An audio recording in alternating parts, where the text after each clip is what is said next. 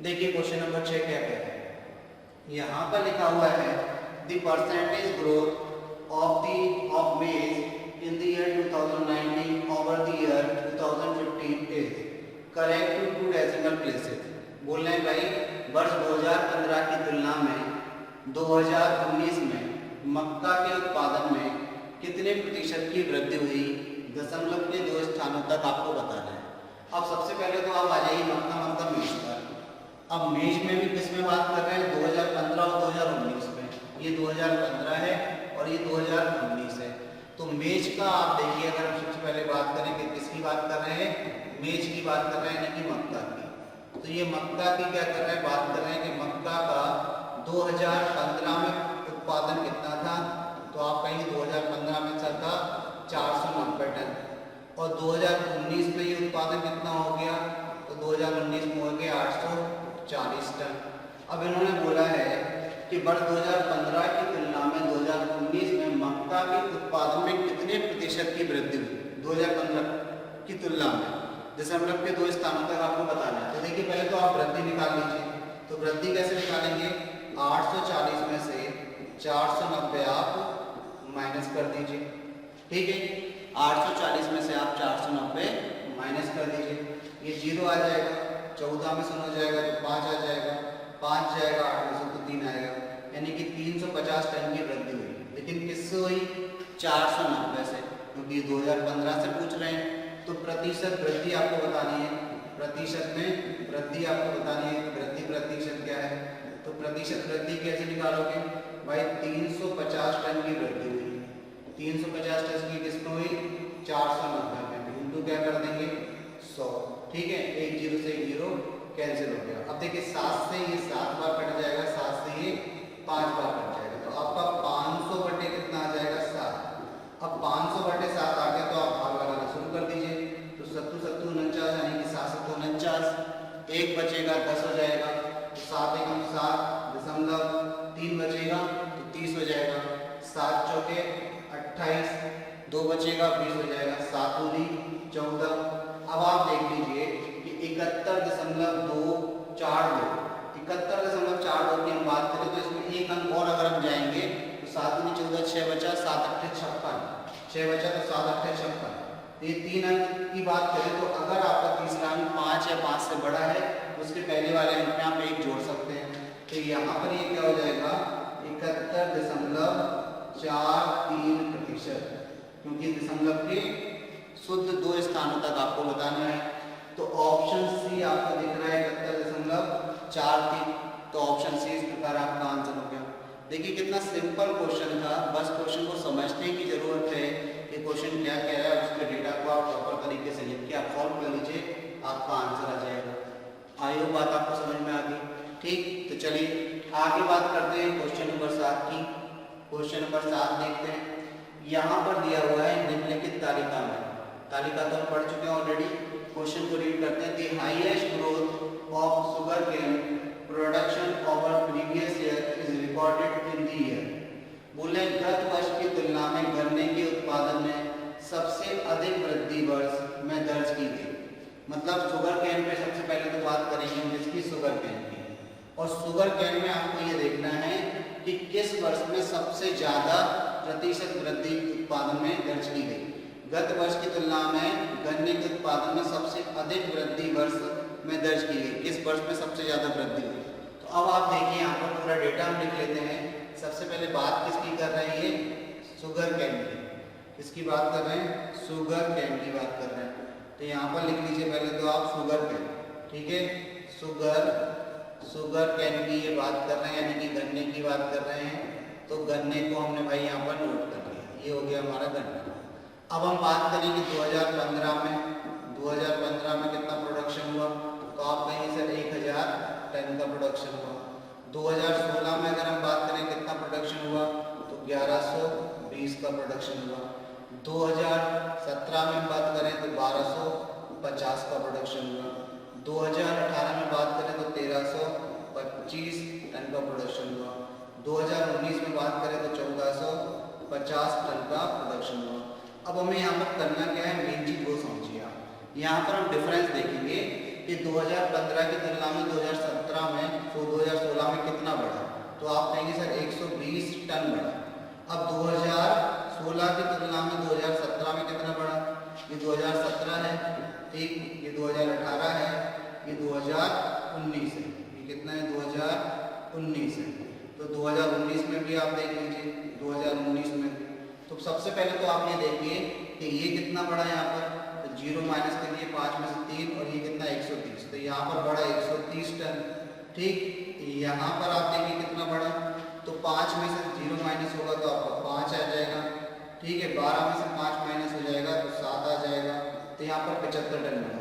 और यहाँ पर कितना बढ़ा, तो यहाँ पर 10 में से 5 माइनस होगा तो 5 आ जाएगा, 3 माइनस होगा 5 में से तो 2 आ जाएगा, और यहाँ पर 125 टन बढ़ा।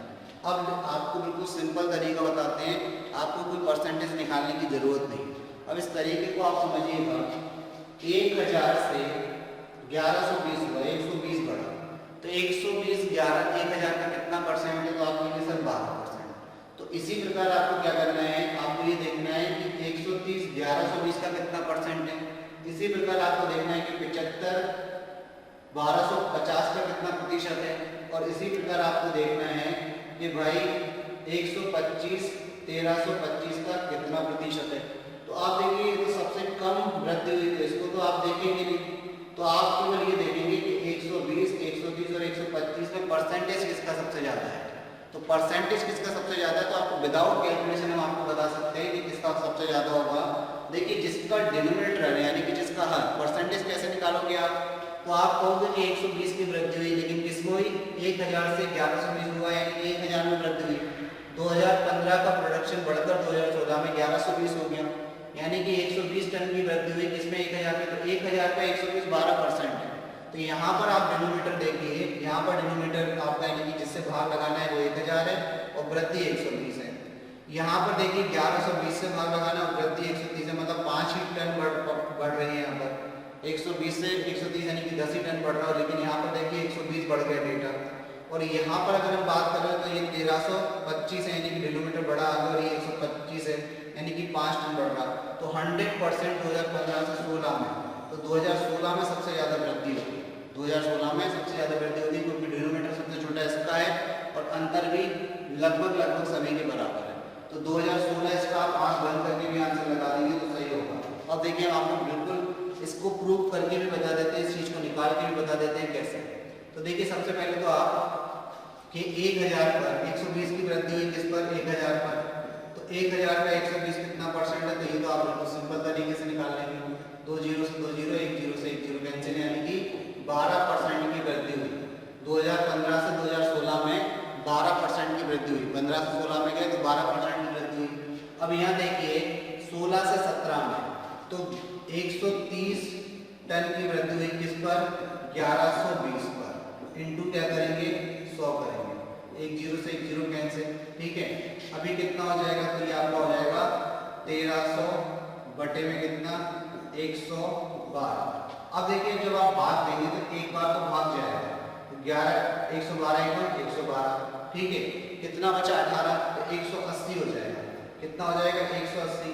अब 180 हो जाएगा तो दो बार फिर भी भाग नहीं जा रहा, एक ही बार भाग जा रहा है, यानी कि 11 दशमलव समथिंग आएगा, तो भी इससे कम है, 11 दशमलव समथिंग कुछ परसेंटेज आएगा, मतलब तो भी 12 से कम है, ठीक। अब आपको कहाँ देखना है जहाँ वृद्धि सबसे ज्यादा हुई, 125 1325 का कितना प्रतिशत है, क्योंकि 1325 से 1450 हुआ तो 125 की क्या हुई, वृद्धि हुई, 125 की क्या हुई, वृद्धि हुई। तो अब 1325 का ये जो है 125 कितना प्रतिशत है, ये आपको निकालना है, इनटू क्या कर दीजिए 100। अब आप किससे काट दीजिए, 5 से काट दीजिए, 5 से या 25 से ही काट दीजिए, 25 से अगर आप काटेंगे 25 को 100 कट रहा है, फिर 25 पंजे, चलिए काटते हैं, बिल्कुल कट रहा है, 25 पंजे और 25 चौके 100, कितना बचेगा, 25 पंजे 125, 25 पंजे 125 कर लीजिए, ये 25 पंजे कट जाएगा, ऊपर आपका 25 से कट गया, 25 पंजे और नीचे भी कितने से कट जाएगा, 25 पंजे 125, 7 बचेगा, 25 के 75, यानी कि ऊपर आपका आएगा 500 और नीचे कितना आएगा 53। अब बताइए 50 में एक बार भाग जा रहा है क्या, नहीं, तो अगर 10 बार भाग देंगे तो 530 आएगा, यानी कि 9 बार भाग जाएगा, यानी कि 9 दशमलव समथिंग कुछ आएगा। तो सबसे ज़्यादा परसेंटेज किसका निकल रहा है? 2015 से 2016 में 12% की वृद्धि हुई। तो वृद्धि वर्ष यानी कि उन्होंने पूछा है गत वर्ष की तुलना में गन्ने के उत्पादन में सबसे अधिक वृद्धि हुई। तो गत वर्ष यानी कि उससे पहले वाले वर्ष की तुलना में यानी कि 2015 से 2016 में ज़्यादा वृद्धि हुई। तो 2016 आपका आंसर है। 2016 क्या हो गया? आपका आंसर हो गया। आई होप बात क्लियर है। चलिए अब आगे बढ़ते हैं, नंबर 8 देखते हैं। क्वेश्चन नंबर 8 रीड कर लीजिए भाई, क्या कह रहा है? यहाँ लिखा है the average production of wheat in tons in the period given in the table is. तालिका में दी गई अवधि में गेहूं का औसत उत्पादन कितना है? गेहूं का बताना है भाई, तो गेहूं का है भाई आपका बीडी है। इसका औसत उत्पादन बताने का मतलब क्या है? इसका टोटल करके, और टोटल कितने साल है? 5 साल है। 15, 16, 17, 18, 19, तो 5 से भाग लगा दीजिए। तो चलिए इधर ही टोटल कर लेते हैं। 8 और 2 10 की 0, हासिल में कितना? 1। तो 8 और 10 की 0, हासिल में कितना? 1। 6 और 2 8, 8 4 12, तो 5 कितना? तो आप कहेंगे 17 और 3 20 की 0, हासिल में कितना? तो आप कहेंगे सर 2। 4 और 4 8 और 3 11 और 4 15 और 3 18, कितना हो गया? 18। ये आपका 18,000 टन आया। इसको किससे भाग देना है? 5 से। तो 5 से भाग आप देंगे तो 5 दिया 15, 3 बचेगा, 5 छिक्के 30, यानी कि 3600 टन। औसत कितना आया व्हीट का? गेहूं का 3600 टन। तो यही आपसे पूछा गया था। किस ऑप्शन में दिया है आपको? तो ऑप्शन ए में दिया है। तो ऑप्शन ए आपका आंसर हो गया। इस प्रकार ऑप्शन ए आपका क्या हो गया? आंसर। आई होप बात आपको समझ में आ गई, क्लियर। चलिए तो आगे बढ़ते हैं क्वेश्चन नंबर 9 की तरफ। क्वेश्चन नंबर 9 आपसे क्या कह रहा है भाई, ये देख लीजिए। An article was sold at a gain of 18% if it had been sold for 49 more, then the gain would have been 25%. The cost price of the article is। Question आपसे कह रहा है कि कोई वस्तु 18% के लाभ पर बेची गई। यदि यह 49 रुपए अधिक पर बेची जाती तो लाभ 25% होता। तो उस वस्तु का क्रय मूल्य ज्ञात कीजिए। आप इतनी सी चीज बताइए कि पहले 18% के लाभ पर बेच रहे थे, मतलब पहले जो विक्रय मूल्य था, मान के चलिए आपने 100 की ली, तो आप 118 की बेच रहे थे, ठीक है। और जैसे ही आपने उसमें उसके विक्रय मूल्य में 49 रुपए बढ़ाए, तो आपका जो लाभ परसेंट है वो 25% हो गया। मतलब 100 की चीज अब 125 की हो गई। तो पहले 118 की थी और अब 125 की हो गई, तो कितने की वृद्धि हुई? तो आप कहेंगे सर 125 में से 118 माइनस कर दीजिए, यानी कि 7 रुपए की वृद्धि हुई। तो हम यहाँ से डायरेक्ट इस क्वेश्चन को कर सकते हैं कि किसी वस्तु को वो आर्टिकल हमें नहीं पता है, वो आर्टिकल हमें नहीं पता है, लेकिन ये जरूर पता है कि पहले आप 18% के लाभ पर बेच रहे थे और फिर आपको 25% का लाभ होने लगा। कितने परसेंट का लाभ होने लगा? 25% का आपको लाभ होने लगा। 25% का लाभ क्यों हो रहा है भाई? तो 18%, अगर मान के चले कि वो आर्टिकल 100 रुपए का, पूरा समझ लीजिए इसको। चलिए आर्टिकल मान के चलिए 100 रुपए का था, उसका क्रय मूल्य कितना था? 100। तो यहाँ पर हमने आर्टिकल का क्या मान लिया? क्रय मूल्य, यानी कि सीपी मान लिया। सीपी कितना मान लिया हमने? कहा 100 रुपए का आर्टिकल था। अब आप 18% के प्रॉफिट पर बेच रहे थे, तो आपने कितने का बेचा होगा? तो आप कहेंगे सर 118 रुपए में बेचा होगा। और दूसरे केस में जैसे ही आपने 49 रुपए उस आर्टिकल के विक्रय मूल्य में बढ़ा दिए, तो आपको लाभ कितने का हो गया? 25% का, यानी कि अब आप कितने का बेच रहे हैं? 125 का। तो बताइए यहाँ पर कीमत कितनी बढ़ गई? 118 से 125 हो गई, तो 7 रुपए कीमत बढ़ गई कि नहीं? तो आप कहेंगे सर 7 यूनिट की वैल्यू 49 के बराबर, 1 यूनिट की वैल्यू 7 के बराबर। आपने कितना माना उसका क्रय मूल्य? तो आप कहेंगे उसका क्रय मूल्य हमने 100 माना। तो 100 यूनिट की वैल्यू निकालने के लिए दोनों तरफ आप किससे मल्टीप्लाई कर दीजिए? 100 से मल्टीप्लाई कर दीजिए। तो उस वस्तु का क्रय मूल्य कितना आ गया? 700 आ गया। और यही आपसे पूछा गया था कि इस वस्तु का क्रय मूल्य कितना है? तो ऑप्शन बी जो है वो आपका आंसर हो जाएगा। अब इस टाइप का क्वेश्चन कभी भी आपके पेपर में आता है, तो आपको दिमाग में एज्यूम करना है केवल 100। आपको क्या मानना है कि वो आर्टिकल कितने का है? 100 का है। और आप डायरेक्ट क्या करेंगे? 25% में से 18% घटाएंगे। तो आप कहेंगे कि यहाँ पर 25% का लाभ हो रहा और पहले 18% का लाभ हो रहा था। आपने विक्रय मूल्य कितना बढ़ा दिया? 49 रुपए बढ़ा दिया, तब आपको 25% का लाभ हो रहा ना। तो 25% का लाभ कब हो रहा? जब आपने विक्रय मूल्य 49 रुपए बढ़ा दिया। यानी कि 25% और 18% में कितने का अंतर, तो आप कहेंगे जो क्रय मूल्य है उसका 7% 49 के बराबर, तो उस क्रय मूल्य का 1% किसके बराबर, तो आप कहेंगे सर 7 के बराबर। तो क्रय मूल्य अपने आप में क्या होगा 100%, तो 100% की वैल्यू क्या आ जाएगी बेटा 700 आ जाएगी। तो आप डायरेक्ट मौखिक रूप से इस क्वेश्चन को सॉल्व कर सकते हैं पेपर में। 18 और 25 का डिफरेंस 7, 7 बराबर 49, 1 बराबर 7 और 100 बराबर 700। ठीक है, क्लियर। तो दो तरीके आपके पास हैं और आपको डायरेक्ट ही करना है, बहुत छोटा क्वेश्चन है। तो छोटे क्वेश्चन को आप ज़्यादा समय ना लेते हुए, समय बचाते हुए जल्दी से करें तो ज़्यादा अच्छी बात है, क्योंकि हो सकता है कि आगे आपके पास क्वेश्चन ऐसे आए जो थोड़े से बड़े, और अगर बड़े हैं तो आपको उनमें समय देना पड़ेगा। ठीक है ना। चलिए आगे बात करते हैं क्वेश्चन नंबर 10 पर। देखिए क्वेश्चन नंबर 10 क्या कह रहा है। क्वेश्चन नंबर 10 लिखा हुआ है the average of the marks of 30 boys is 88 and when top 2 scores were excluded the average marks reduced to 87.5 if the top 2 scores differ by 2 then the highest marks is। भाई इन्होंने बोला है कि 30 लड़कों के प्राप्तांकों का औसत 88 है। 30 लड़कों को जो अंक मिले हैं उनमें से हर एक का औसत यानी कि औसत कितना 88 है। और आप जानते हैं कि हम औसत के क्वेश्चनों को कैसे सॉल्व करते हैं। हम औसत के क्वेश्चनों को ऐसे सॉल्व करते हैं कि हम ये मान लेते हैं कि हर एक का अंक कितना है 88 के बराबर है। यानी कि 30 में से अगर सभी के प्राप्तांकों का औसत 88 है तो इसका मतलब हम ये मानकर चलेंगे कि 30 में से हर एक का अंक 88 है। ठीक है। अब यहाँ पर लिखा है 30 लड़कों के प्राप्तांकों का औसत कितना है 88 है। और जब शीर्ष 2 प्राप्तांकों को निकाल दिया गया, मतलब 2 लड़कों के अंक हटा दिए गए, तो औसत प्राप्तांक घटकर 87.5 हो गया। यदि शीर्ष 2 प्राप्तांकों में 2 का अंतर हो तो उच्चतम प्राप्तांक आपको बताने। बहुत सिंपल तरीके से आप करेंगे इस क्वेश्चन को। देखिए हमने बोला भाई कितने लड़के हैं, तो आप कहेंगे सर 30 लड़के हैं। उनका एवरेज कितना दिया, औसत मार्क्स कितना दिया, तो अगर हम बात करें एवरेज मार्क्स कितना दिया, उनका एवरेज मार्क्स कितने दिए, तो आप कहेंगे सर उनके एवरेज मार्क्स दिए हैं 80 के। कितने दिए 88।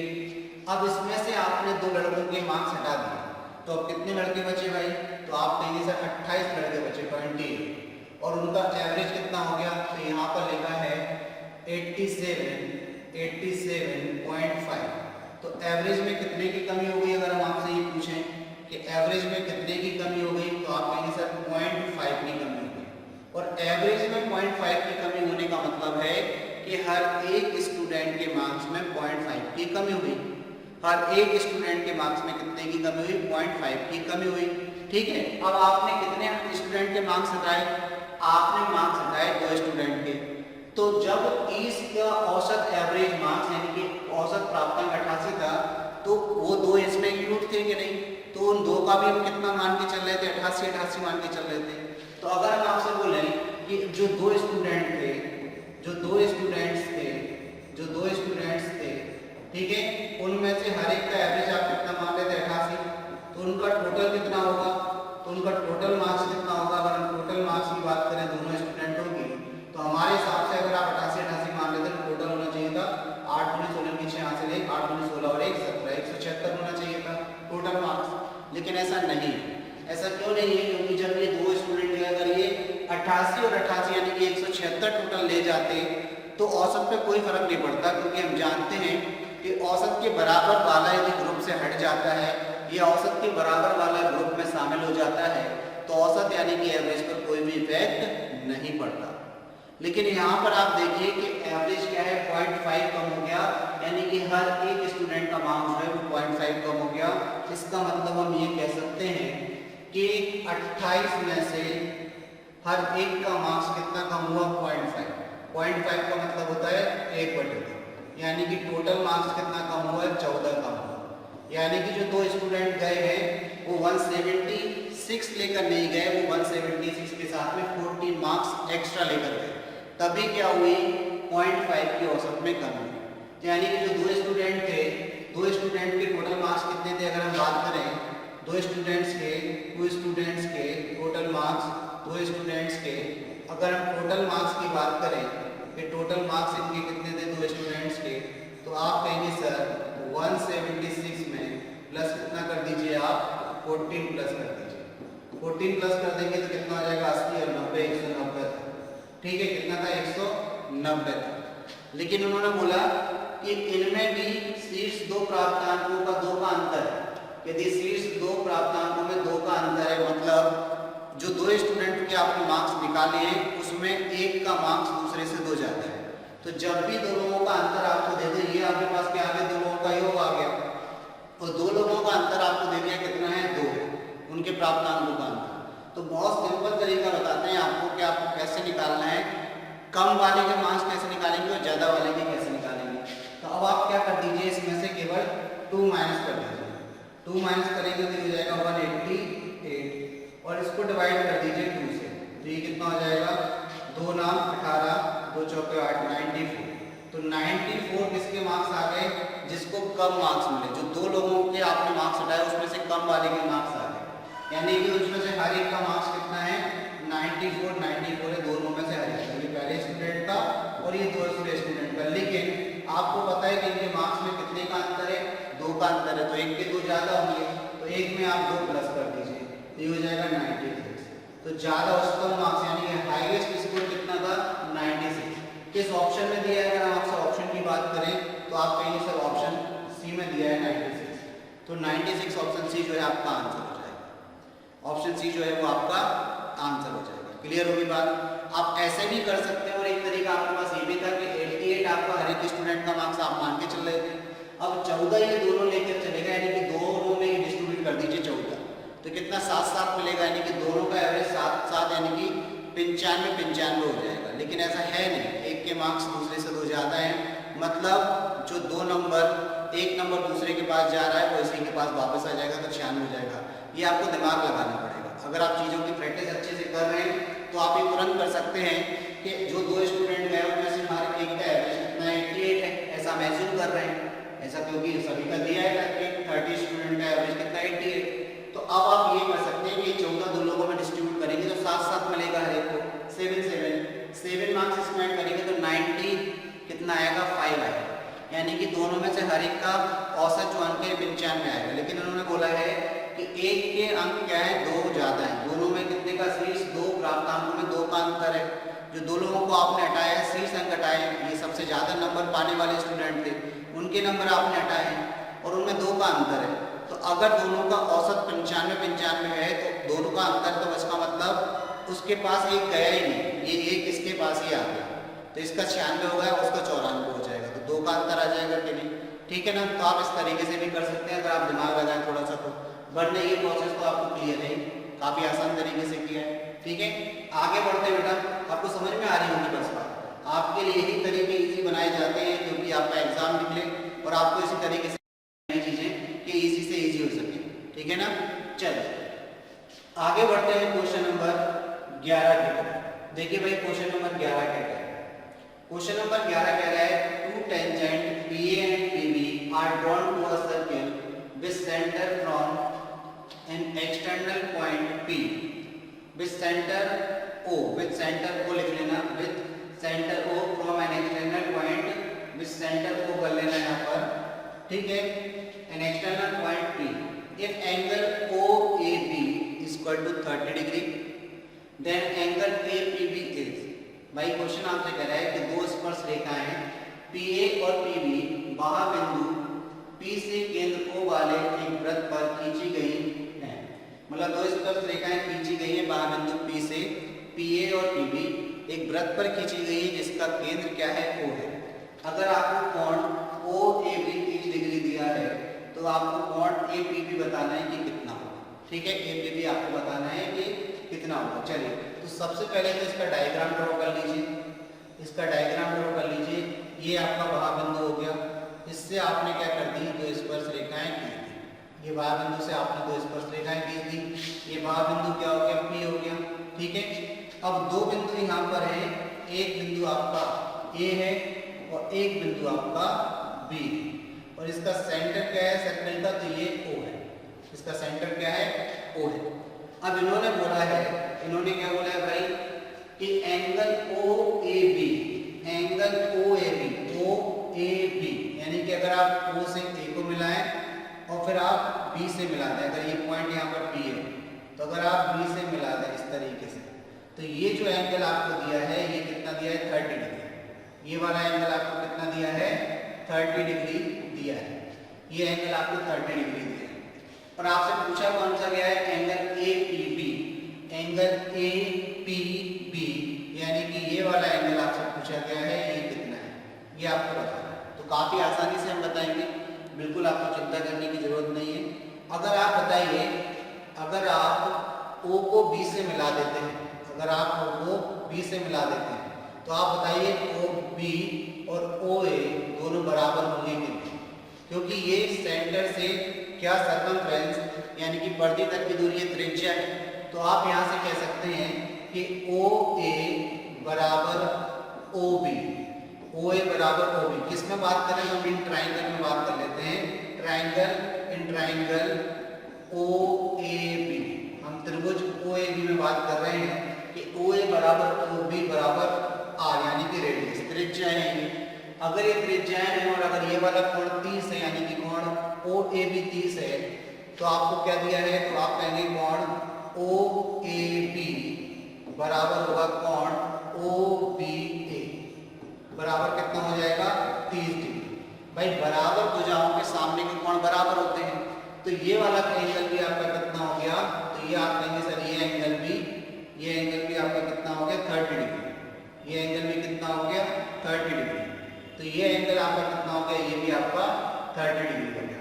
तो ये दोनों एंगल 30-30 हो गए। अब आप बताइए कि त्रिभुज में अगर ये कोण 30 है और ये कोण 30 है तो ये बचा हुआ कोण यानी कि कोण AOB कितना हो जाएगा, तो ये 30 और 30 60 हो गया, तो ये माइनस कर दीजिए 60 180 में से, तो 120 हो गया कि नहीं, ये कोण कितना हो गया 120 हो गया कि नहीं, कहेंगे कि नहीं आप 120 हो गया, तो आप कहेंगे सर बिल्कुल हो गया। अब आप बताइए कि त्रिज्या स्पर्श रेखा पर लंब होती है। अब हम बात करते हैं क्वाड्रिलेटरल यानी कि चतुर्भुज की।